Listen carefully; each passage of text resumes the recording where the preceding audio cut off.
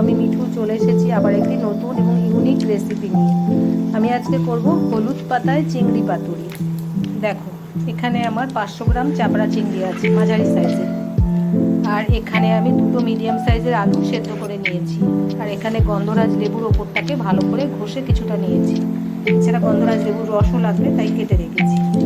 Medium সাইজের দুটো পেঁয়াজ কেটে নিয়েছি। প্রথম কাজ হচ্ছে আমার, এবার পেঁয়াজটাকে যেমন আমরা আলু ভর্তা করি না, সেরকম পেঁয়াজ আর শুকনো লঙ্কাটাকে আমাকে এখন ভেজে নিতে হবে ভালো করে।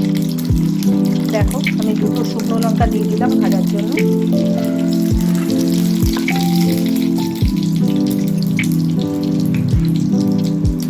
এবার পেঁয়াজ কুচিটাকেও সাইড দিয়ে দিয়ে দিচ্ছি। দুটো মিডিয়াম সাইজের পেঁয়াজ আছে।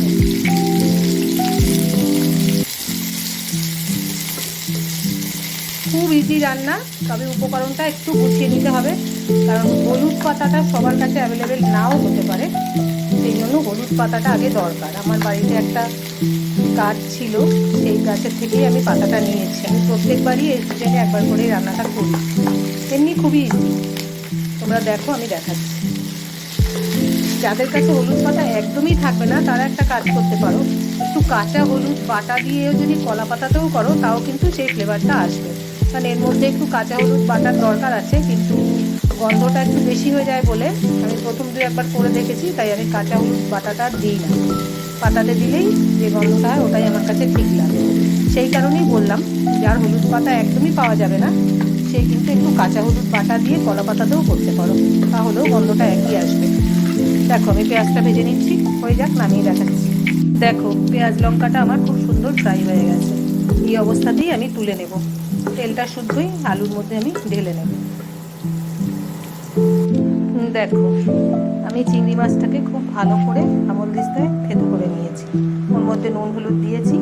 এবার আমি আলুটাকে আলাদা সুন্দর করে মাখবো। আলু মাখার মধ্যে এবার গন্ধরাজ লেবুর রস দেবো খানিকটা।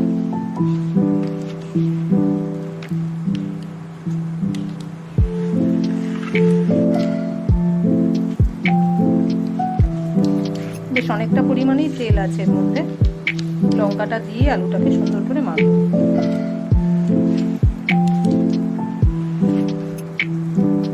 আর এই যে গন্ধরাজ লেবুর খোসাটা তো রয়েইছে।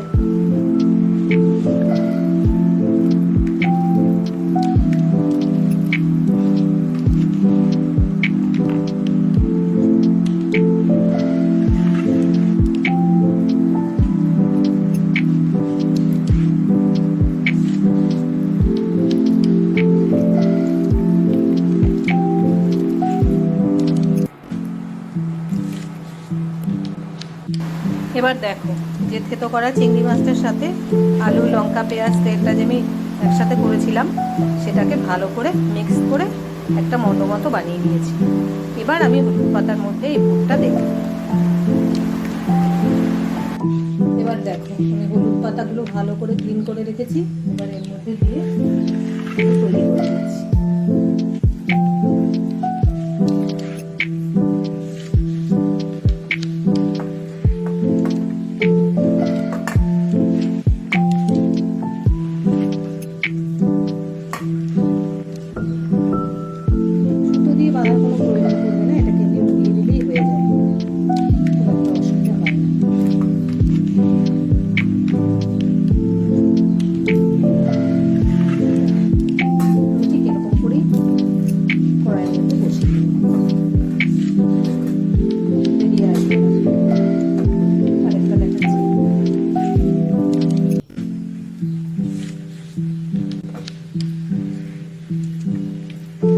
কাঁচা হলুদের গন্ধ ভালোবাসো, সে অবশ্যই কাঁচা হলুদ দেবে না। কাঁচা হলুদের গন্ধটা একটু বেশি হয়ে যায় বলে আমি এখন আর দিচ্ছি না।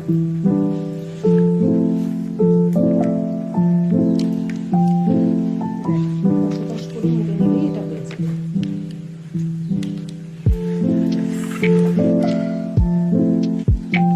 ঠিক আছে, এবার আমি ফ্রাই প্যানে একটু ভেজে নেবো এটা। দেখো, আমি পাতায় মুড়ে খুব অল্প আছে 3টে বসিয়ে দিয়েছি। আমি 6টা বানাতে পেরেছি, কারণ পাতা আর নেই। এবার হালকা করে ঢাকা দিয়ে এটা এইভাবে হতে থাকবে। দেখো, আমার হলুদ পাতায় চিংড়ি পাতুরি একদম রেডি। এবার শুধু গরম ভাতের সাথে খেতে হবে। একবার বানাতে পারলে বানিয়েও, খুব ইজি রেসিপি, দেখতেই পেরেছো কিছুই নেই এর মধ্যে, কিন্তু হলুদ পাতাটা দরকার অবশ্যই। আর যে পাবে না সে খেতে চাইলে অবশ্যই কাঁচা হলুদ বাটা দিয়ে করতে পারো, ভালোই লাগবে। টাটা।